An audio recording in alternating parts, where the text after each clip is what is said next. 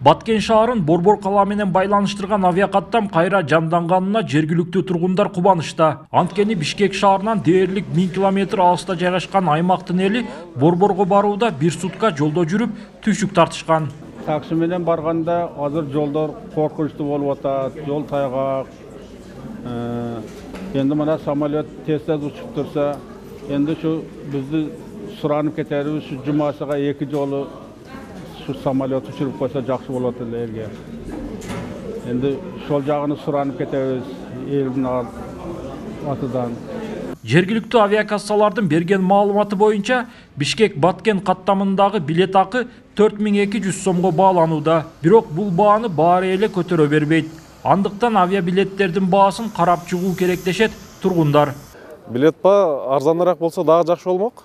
4200 бардын эле капчыгына туура келе бербейт да.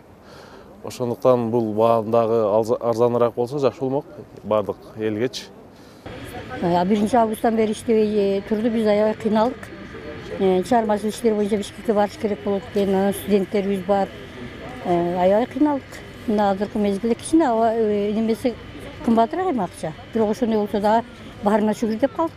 Авиабилеттердин баасын түшүрүү боюнча облустун башчысы тиешелүү тараптар менен сүйлөшүү болоорун билдирип, мындан сырткары каттамды жумасына бир жолу эмес, 2 жолу аткарууну макулдашканын айтты. Авиакомпаниянын өкүлдөрү менен билеттердин баасында кошумча биз былтыркы биз сүйлөшкөнбүз бул боюнча.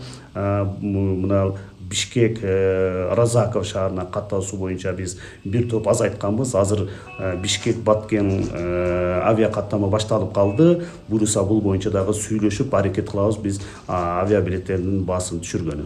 Баткен облусунда буга чейин 2 аэропорт иштеп, Бишкек менен Баткенди байланыштырган аба каттамы жумасына 5 күн жүрүп турган. Баткен шаарындагы аба майданы убактылуу жабылгандан соң Разаков шаарына бир аптада 2 ирет учак каттай баштаган.